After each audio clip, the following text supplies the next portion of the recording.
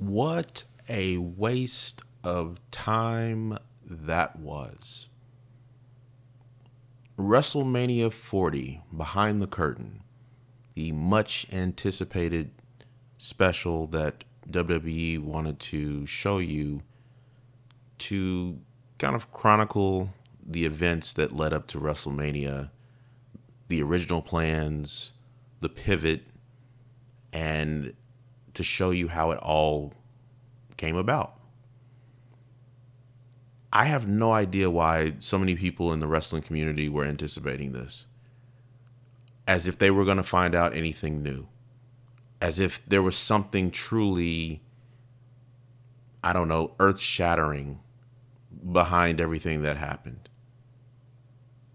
A company doesn't make pieces like this to make themselves look bad. The real story won't be told until somebody gets angry enough to write a tell-all book someday. But what we had here was a special that was designed to make everyone look really good. And ironically, the person that it was trying to make look the best, that would be The Rock, actually looked the worst. But anyhow, they kind of showed the events of Cody giving up his WrestleMania position to The Rock. Then they talked about how the fans got angry and how the online anger, which they thought wasn't all that much, then transitioned to the arenas. And they realized that they pissed off a lot of people. And so they showed scenes of the crowd booing and saying Rocky sucks. And then The Rock, in his infinite wisdom, called Triple H, Nick Khan, and his boy Ari, and he says, we've got two options. We can keep trucking through it, as he would say, or we can change. We can pivot, which is everyone's favorite word. And I just find this all hilarious. The fact that The Rock is taking all of the credit for this change is utter bullshit.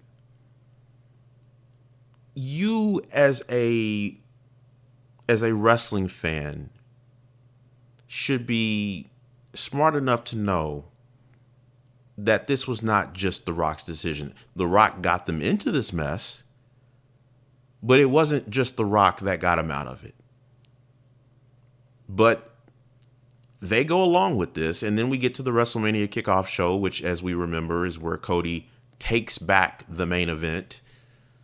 And Roman is kind of spliced in between all this, talking about how they're swerving people and keeping people on their toes. And look, we all saw this swerve coming because they knew that they fucked up. And we knew that they fucked up. So I don't know what Roman is talking about here. Like, oh, got to keep people on their toes. We're trying to swerve them. Everybody knew what was going on behind the scenes. We didn't learn anything new here. And then you got Rock and Triple H saying, like, okay, now that we've swerved them and now that we've changed things up, how do we keep everyone involved? And once again, Rock taking the credit, this time giving a little bit to his buddy Brian Gurwitz. I can never pronounce his name right. They come out with the idea of the tag match and how that tag match will affect the outcome, or at least the rules of the main event the next night. And then as if I needed any more confirmation that this is not all about The Rock, the very next scene, Triple H says, this is a plan that we all came up with together. So which is it? Did they all come up with this plan together, or was it just The Rock? Triple H admits it's not the original plan, but this is the one we're going with, and it's full steam ahead.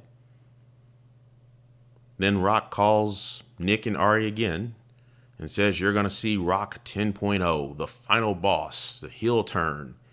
And it's going to play into the idea that the fans had the main event, but they gave it away. And so The Rock is going to berate all the fans and talk trash about them, and he's really going to play it up. And then they cut to Seth Seth talking about his injuries, how he's not going to miss WrestleMania. He's confident he's going to make it. Look, if there's one thing that this special did do, is it showed that Seth Rollins is a warrior. And we all knew this, but Seth Rollins gives his all to this company, to this business. And the fact that he didn't let a torn MCL and torn meniscus stop him from being like the real MVP of WrestleMania says a lot about this man. Seth Rollins looked good in this special. Cody Rhodes looked good in this special. Cody looks like a person that, look, despite the fact that he's disappointed, and you can tell, he'll go along with it. He'll do whatever needs to be done. And so will Roman. Roman throughout this special seemed like a guy that was just like, look, you guys just tell me what you need me to do. I'll be over here. I have no idea how we're going to get to this conclusion, but I'll be here if you need me. The three of them look really good here. Like people that you would want to represent your company, wrestling or not. But we get more scenes of The Rock and how he's kind of going through his rehearsal of his new entrance. And then we kind of go back to Cody and he's talking about how appreciative he is of the fans because they still chose him over The Rock, which I don't know why this is a surprise to anyone. It's not, look, you don't have to be a fan of Cody. I'm not a fan of Cody. I agree with a lot of people. I think Cody is boring. I think he's very straightforward. He does nothing for me. He didn't do anything for me back in the day, and he doesn't do anything for me now. But if you're going to build a guy up for 2 years and have him win the Royal Rumble and have all of this point to a natural conclusion to WrestleMania, you're insulting most people by saying, like, nah, I actually don't want to win at WrestleMania. Hey, Rock, you come in and do this. It's insulting to most people's intelligence. Even to the people who wanted Rock and Roman, it's insulting your intelligence as well. You just don't know it. But, I mean, to go through all of that and to just give it over to The Rock, I don't care how big The Rock is in Hollywood. I don't care if he's among the biggest stars ever.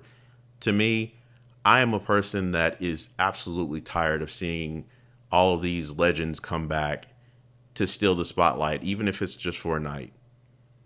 I'm sick and tired of it. I don't care about The Rock. I don't care about Austin. I grew up with them. I grew up with Hogan and Warrior and Macho Man and all of them. I didn't want to see them during the Attitude Era. I want to see the stars of a particular era shine and not have the old stars come back and try to steal their shine. Kind of like what Seth said to The Rock. I have no interest in seeing these people anymore. Undertaker is my favorite wrestler. I don't ever need to see him again. So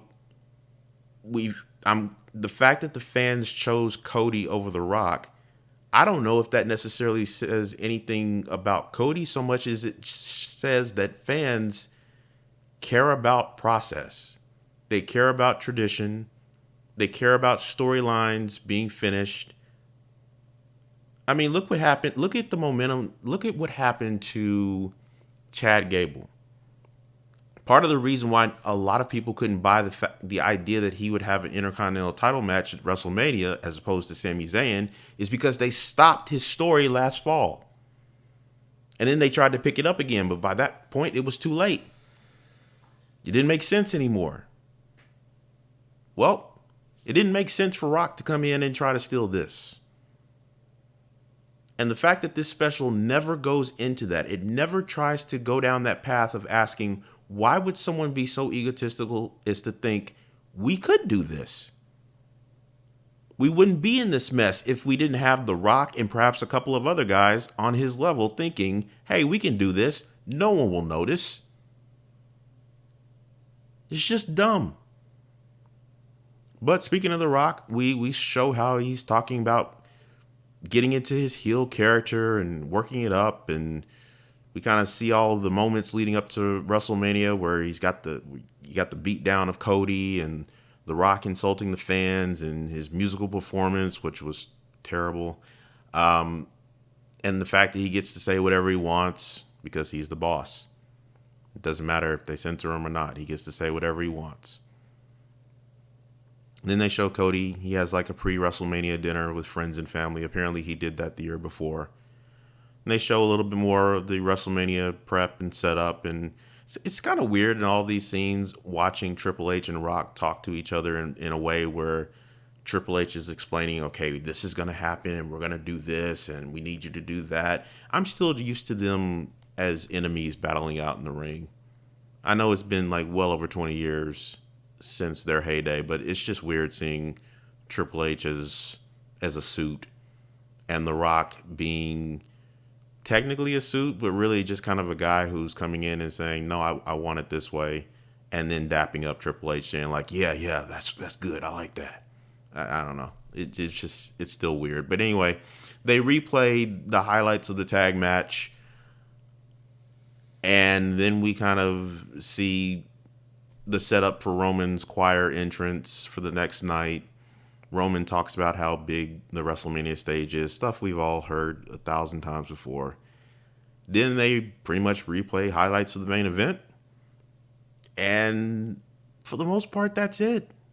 They show Cody go backstage and get applause from all the wrestlers, and then Cody wonders, well, now that I'm the champion, what do we do next?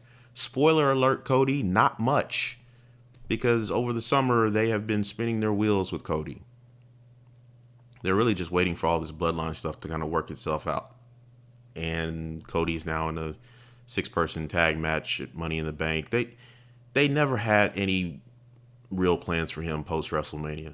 It was always designed for him to hold the belt until The Rock or Roman came back. But as far as any meaningful feuds in between, they didn't have anything planned. And then Triple H kind of sends us off talking about how well WrestleMania did, and he reflects on how proud he is of the talent and the staff, and that's it. That's all we got. We learned absolutely nothing. This was a waste of an hour. If you missed it, you didn't miss anything. And as I said in the beginning, they were never going to give you the truth behind all of this, which is The Rock is an egomaniac who thought he could come in, steal the main event from Cody, no one would care, and that they would have Rock and Roman whether it made sense or not.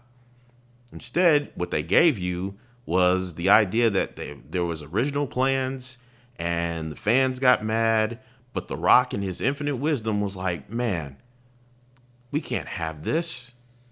So let's change. Let's make sure that the fans get what they want. This was insulting all around. This just a waste of time. I should have, I don't know. I should have gone grocery shopping or something. It just was such a waste of time. But what did you guys think? Did you learn anything new? Were you surprised or shocked by anything that you heard? I doubt it, but maybe you did. Let me know down in the comments. Please like, share, and subscribe. We'll catch you in the next video.